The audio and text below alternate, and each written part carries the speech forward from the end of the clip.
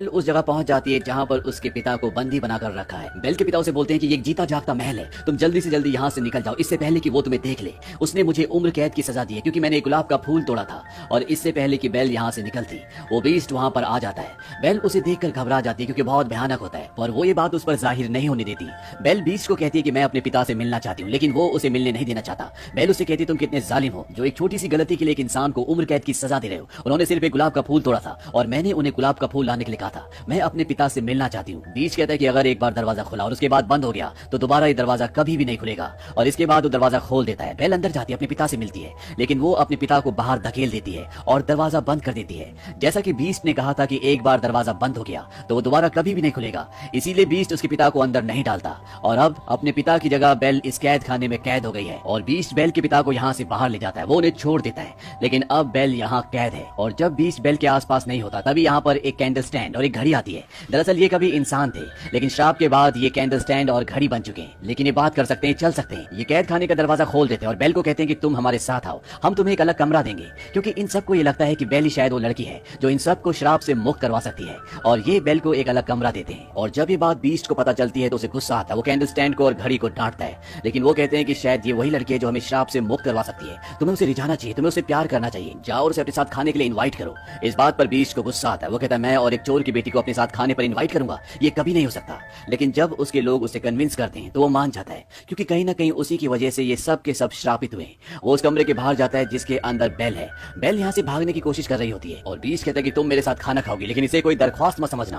Bell कहती है तुम पागल हो क्या, तुमने पहले मुझे कैदी बनाया और अब तुम मेरे साथ खाना खाना चाहते हो। बीस्ट दरवाजे को जोर जोर से नॉक करता है और वो कहता है कि तुम मेरे साथ खाना खाओगी। बेल कहती है कि मैं भूख से मर भी जाऊंगी तब भी तुम्हारे साथ खाना नहीं खाऊंगी। बीस्ट कहता है ठीक है, तो तुम्हारी ये इच्छा भी पूरी होगी, इसे कोई खाना नहीं देगा, इसे भूख से मरने दो। और वो वहां से चला जाता है। बेल ने बीस्ट को जिस तरह से जवाब दिया होता है, यहाँ पर जितने भी लोग श्रापित हैं, जो अब घड़ी, कैंडल स्टैंड, कप प्लेट या पियानो बन चुके हैं, उन सबको ये यकीन हो जाता है कि ये वही लड़की है जो हमें श्राप से मुक्त करवा सकती है। वही दूसरी तरफ भी दिखाया जाता है कि बीस्ट उस गुलाब के सामने जाता है जिसके खत्म होने के बाद वो हमेशा के लिए बीस्ट बन जाएगा। और यहाँ पर दूसरे जितने भी लोग श्राप से अपना रूप बदल चुके हैं, जो कप प्लेट, पियानो, घड़ी या कैंडल स्टैंड बन चुके हैं, वो हमेशा के लिए वैसी बन जाएंगे, वो हमेशा के लिए निर्जीव हो जाएंगे। उस गुलाब के फूल की बहुत सारी पंखुड़ियां टूट के सूख चुकी होती है और बाकी पंखुड़ियां भी बहुत जल्द टूट जाएंगी। वहीं दूसरी तरफ भी दिखाया जाता है कि बेल के पिता वापस अपने गांव, अपने कबीले में पहुंच जाते हैं और वहां पहुंचकर वो सबको बताते हैं कि मेरी बेटी की जान खतरे में है। वहां पर एक महल है जहां पर एक बीस्ट है। उसकी बात पर कोई भी विश्वास नहीं करता, लेकिन यहाँ पर गैस्टोन जो बेल से शादी करना चाहता है, वो उसका दिल जीतना चाहता है, इसीलिए वो बेल के पिता से कहता है मैं तुम्हारी बातों पर यकीन करता हूँ, मैं तुम्हारे साथ चलूंगा। और गैस्टोन और उसका दोस्त बेल के पिता के साथ जंगल की तरफ निकल पड़ते हैं। और जब ये उस जगह पर पहुंचते हैं जहां से बेल के पिता ने दूसरा रास्ता लिया था जो महल तक जाता है, तो वो रास्ता इन्हें मिलता ही नहीं है। गैस्टोन इस बात से पूरी तरह से भड़क जाता है। वो कहता है कि कोई बीस्ट नहीं होता, तुम्हारा दिमाग अब खराब होना शुरू हो गया है। और बातों ही बातों में वो उसे ये भी बताता है कि मैं तुम्हारी बेटी से प्यार करता हूँ, उसे शादी करना चाहता हूँ। इस बात से बेल के पिता कहते हैं कि तुम्हारा सपना इस जन्म में कभी भी पूरा नहीं हो सकता। इस बात से गैस्टोन को गुस्सा आता है और वो उनके हाथ पैर बांधकर एक पेड़ के नीचे छोड़कर चला जाता है ताकि भेड़िया उनको मार दे, लेकिन ऐसा कुछ भी नहीं होता। अगली सुबह वहां पर एक लेडी आती है जिसे गांव से निकाल दिया गया है, जिसका नाम एगथा है, और वो बेल के पिता को बचा लेती है। वहीं दूसरी तरफ महल में ये दिखाया जाता है कि बेल किसी तरह से उस गुलाब के फूल तक पहुंच जाती है जिस फूल में इन सब की मुक्ति छुपी हुई है, और वो उसे हाथ लगाने वाली होती है कि तभी वहां पर बीस्ट आ जाता है। वो कहता है तुम्हें पता है कि तुम क्या करने वाली थी, अभी हम सब की जिंदगी खत्म हो जाती। और वो उसे कहता है कि तुम्हें यहाँ से जाना होगा, चली जाओ यहाँ से। और बेल वहां से रोते हुए चली जाती है। और बेल जब घोड़े से जंगल पार कर रही होती है तभी वहां पर बहुत सारे भेड़िए आ जाते हैं और वो उसे घेर लेते हैं, लेकिन इससे पहले कि वो भेड़िए उसे मार देते वहां पर बीस्ट आ जाता है और वो उन खूंखार भेड़ियों से लड़ता है। हालांकि वो उन सबको भगा देता है, लेकिन वो खुद भी बहुत जख्मी हो जाता है। बेल अपने घोड़े पर यहाँ से जाने वाली होती है कि बीस्ट जमीन पर गिर जाता है क्योंकि वो बहुत जख्मी हो चुका है। और बेल उसके पास वापस आती है क्योंकि उसने बेल की जिंदगी बचाई है।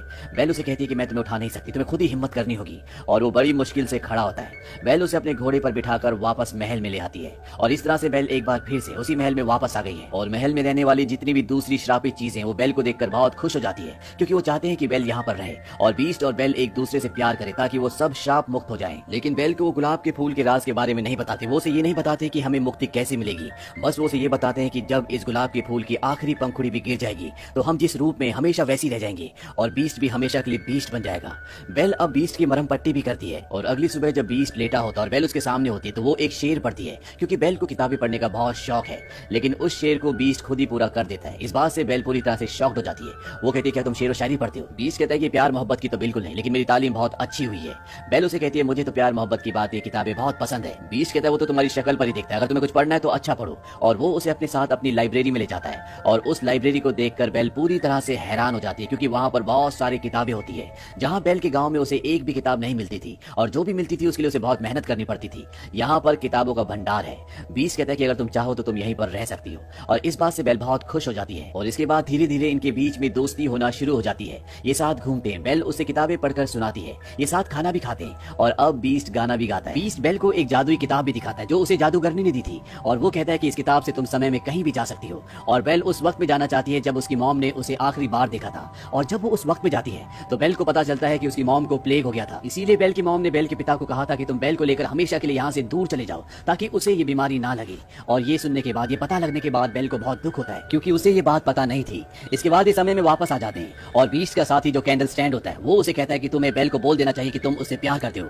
बीस्ट कहता है कि वो कभी भी मुझसे प्यार नहीं करेगी, लेकिन कैंडल स्टैंड बीस्ट को पूरी तरह से कन्विंस करने की कोशिश करता है, और सब के सब बीस्ट को तैयार करते हैं। वहीं दूसरी तरफ बेल को भी तैयार किया जाता है, और इन दोनों को अब एक साथ डांस करना है, क्योंकि बेल को डांस करना बहुत पसंद है। दूसरी तरफ ये दिखाया जाता है कि बेल के पिता वापस अपने गांव में पहुंच जाते हैं, और वो सबको बता देते हैं कि गैस्टोन ने उन्हें जंगल में बांधकर छोड़ दिया था ताकि भेड़िए उन्हें खा लें, और उनके साथ एगथा भी होती है जिसने जंगल में उनकी जान बचाई थी। लेकिन गैस्टोन पूरी तरह से मुकर जाता है। वो कहता है कि ये झूठ बोल रहे हैं, इनकी दिमागी हालत खराब हो चुकी है, इनके ऊपर कोई शैतानी साया है। और साथ ही साथ वो कहता है एगथा की गवाही कोई मान्य नहीं रखती, क्योंकि इसे पहले गांव से निकाल दिया गया था। और गैस्टोन का जो साथी होता है वो उसकी तरफ से गवाही देता है। वो कहता है कि गैस्टोन जो भी कह रहा है वो सच कह रहा है, और सब गांव वाले गैस्टोन की बात पर विश्वास कर लेते हैं। और अब सबको यही लगता है कि बेल के पिता की दिमागी हालत खराब है, उनके ऊपर कोई शैतानी साया है, और वो उन्हें पकड़ लेते हैं। वही महल में बेल और बीस्ट डांस करते हैं। इन दोनों को डांस करने में बहुत मजा आता है, और आज बीस्ट ने भी कई सालों बाद डांस किया है। बीस्ट बेल को कहता है कि मैं इस एहसास को भूल ही गया था। बेल बताती है कि उसके डैड ने उसे डांस करना सिखाया। बचपन में उसके डैड उसको अपने पैरों पर ही डांस करवाते थे। बीस्ट कहता है क्या तुम्हें उनकी याद आती है? बेल कहती है कि हाँ। बीस्ट के पास एक जादुई आईना होता है जिसमें वो किसी को भी देख सकते हैं, और उस आईना में वो बेल को उसके डैड को दिखाता है, और बेल देखती है कि उसके डैड को गांव वालों ने बंदी बना लिया। इस बात से परेशान हो जाती है। बीस्ट कहता है कि तुम्हें जाना चाहिए, उन्हें तुम्हारी जरूरत है, और जाने से पहले वो उसे जादुई आईना भी दे देता है।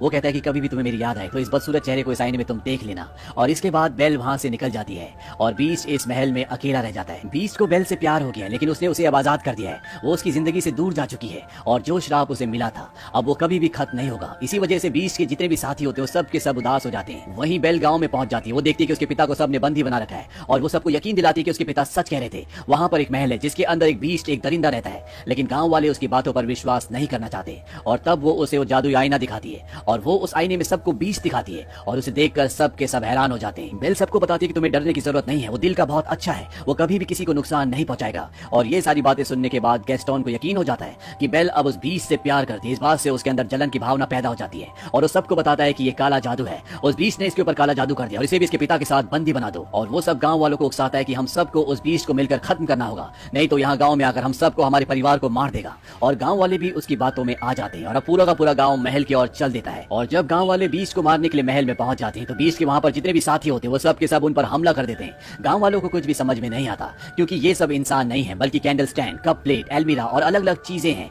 वही गैस्टोन बीस्ट तक पहुंच जाता है। बीस्ट बहुत उदास होता है क्योंकि बेल के जाने के बाद उसे कुछ भी अच्छा नहीं लग रहा होता, और गैस्टोन उसे कहता है तुम्हें क्या लगता है कि बेल तुमसे प्यार करती है? उसी ने हम सबको यहाँ पर तुम्हें मारने के लिए भेजा है। और वो बीस्ट को एक गोली मार देता है जो उसकी पीठ पर लगती है, और बीस्ट नीचे गिर जाता है। वो नीचे एक गुंबद को पकड़ लेता है, और इससे पहले कि वो दूसरी गोली भी चलाता वहां पर बेल आ जाती है, और बेल गैस्टोन का हाथ पकड़ लेती है, और इसी हाथापाई में गैस्टोन भी नीचे गिर जाता है। उसकी गन उसके हाथ से छूट जाती है। बीस्ट भी अब ऊपर आने की कोशिश कर रहा होता है, और तभी बेल उसे आवाज लगाती है। वो कहती है कि मैंने गांव वालों को रोकने की कोशिश की थी, लेकिन किसी ने मेरी बात नहीं सुनी। बेल को देखने के बाद बीस्ट के अंदर एक बार फिर से जज्बा जाग उठता है। हालांकि वो गैस्टोन से लड़ना नहीं चाहता था, लेकिन अब उसे लड़ना पड़ेगा, और वो गैस्टोन तक पहुंच जाता है। वो गैस्टोन को गर्दन से पकड़कर ऊपर उठा लेता है, और वो उसे महल की ऊंची दीवार से नीचे फेंकने वाला होता है। गैस्टोन बोलता है कि मुझे छोड़ दो बीस्ट। बीस्ट कहता है कि मैं बीस्ट नहीं हूँ। वो उसे छोड़ देता है और कहता है जाओ, चले जाओ यहाँ से।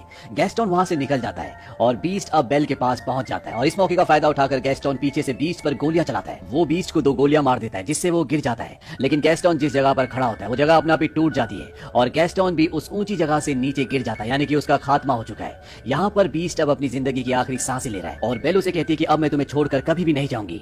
बीस्ट कहता है कि अब मेरे जाने का वक्त हो गया है। बेल उसे कहती है कि सब कुछ ठीक हो जाएगा, और तभी गुलाब के फूल की आखिरी पंखुड़ी भी गिर जाती है, और जैसे वो जमीन पर गिरती है बीस्ट पूरी तरह से खामोश हो जाता है। और यहाँ पर जितनी भी चीजें होती हैं जो बोल सकती थी, जो कभी इंसान थी, अब वो पूरी तरह से निर्जीव हो जाती है। उनके अंदर जो शक्ति थी, जो जान थी, वो पूरी तरह से खत्म हो गई है, क्योंकि गुलाब की सारी पंखुड़ियां गिर गई है। और यहाँ बेल को बीस्ट के जाने से बहुत दुख होता है, उसकी आंखों में आंसू होते हैं, और वो बीस्ट को कहती है कि मैं तुमसे बहुत प्यार करती हूँ, और वो उसे किस भी करती है।